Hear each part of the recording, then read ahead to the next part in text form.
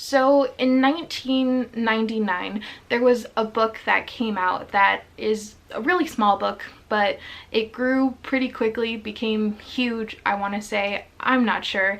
In 1999, I was only around 4 or 5. I'm not sure. But that book was The Perks of Being a Wallflower by Chbosky. I didn't read this personally till I was in high school. It had such a huge impact on me. It really stayed with me. I really loved Chbosky and always wanted to read more from him, but he never published another book for years and years, and I thought, you know, he would never write another book again. But lo and behold, in 2019, in the beginning of October, he released Imaginary Friend. It's interesting because these two books are so different from one another physically. You know, one's super small, around 200 pages. This book is 700 pages, but also in story. This is a coming-of-age young adult book, and this is a adult horror novel. And so that really blew me away. If you are interested in reading Imaginary Friend, just know that these two books, nothing alike, so different. Okay, just remember that. I don't know how I feel about this book. I know how I feel about this book. I know I enjoyed it. I just don't know if I can fully recommend it to everyone, because though I enjoyed it, I can see the criticism and I can see why so many people haven't enjoyed this, and all of those points are valid, because we'll talk about why people aren't really enjoying this and why I think that that's completely true. But we're also going to talk about why I liked it, because I kind of like everything, even if it is trash and not that great. This isn't trash, but it's just, it could have been better. Okay, so anyway, Imaginary Friend. Let's talk about what this is about. We follow Kate and her son Christopher. One night they escape from where they are living.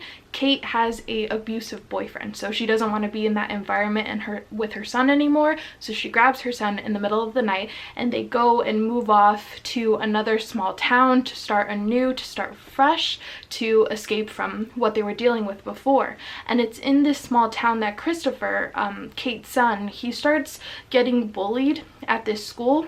And it's because Christopher isn't the smartest kid on the block, and you know, it's just unfortunate with the bullying and it's sad.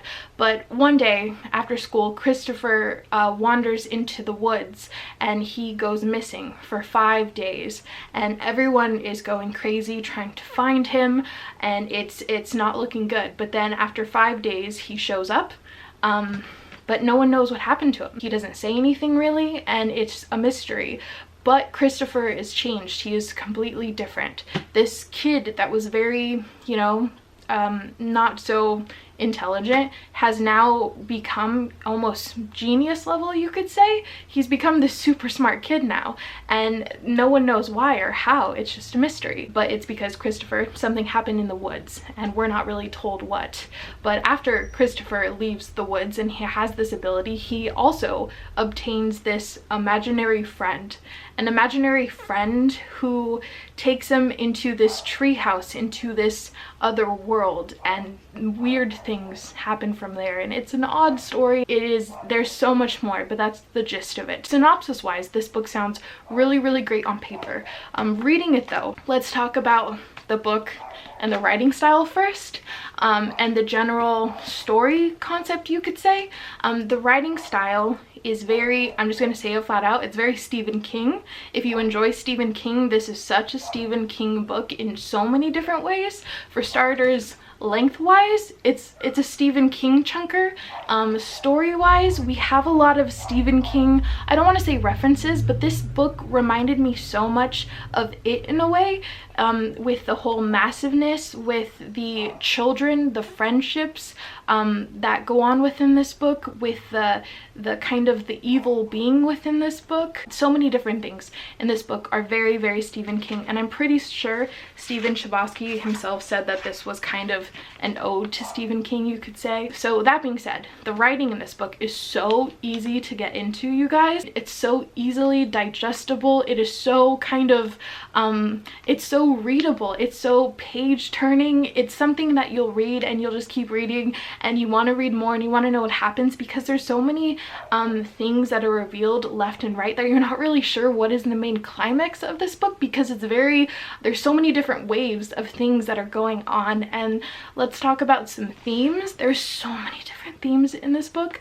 I feel as if that is something that's kind of a falter that we'll talk with in a bit, but let's see. So there is friendship in this book, there's a lot of social commentary, there's good versus evil, there's a power play within this, there's just so many different things going on within this book. And I'm not sure if Stephen Chbosky really pulled it off, or if he was just trying to say too many things within this book, because it was very messy in that way. So let's talk about that for a little bit, because this book just feels so messy. I feel as if this book just needed to kind of take a step back and really kind of figure out more what it really wanted to say, because this book wanted to say so many things to you, but it wanted to say so many things to you that nothing really kind of stuck with you, is I guess what I would say. I'm not really sure, because another major element of this book is religion. There's such a huge religion undertone within this book, especially the last 100 to 200 pages.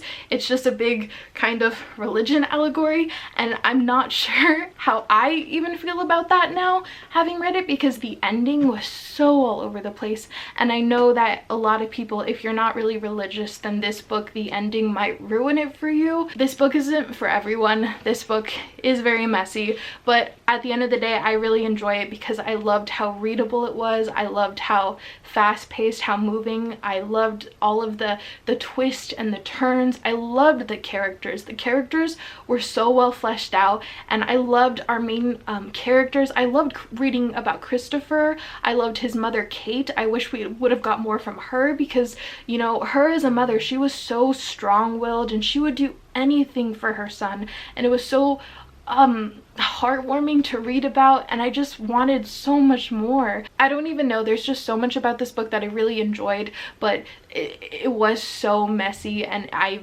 am struggling so hard to really recommend this to you, because honestly that whole religion undertone at the end was just so in your face, and at times even I would say it could get preachy, and I know that's gonna really bug a lot of people. It didn't bug me that much, and I quite enjoyed the end. I just didn't see that kind of aspect coming, and I thought it was going to go into a completely different direction, so just be warned of that.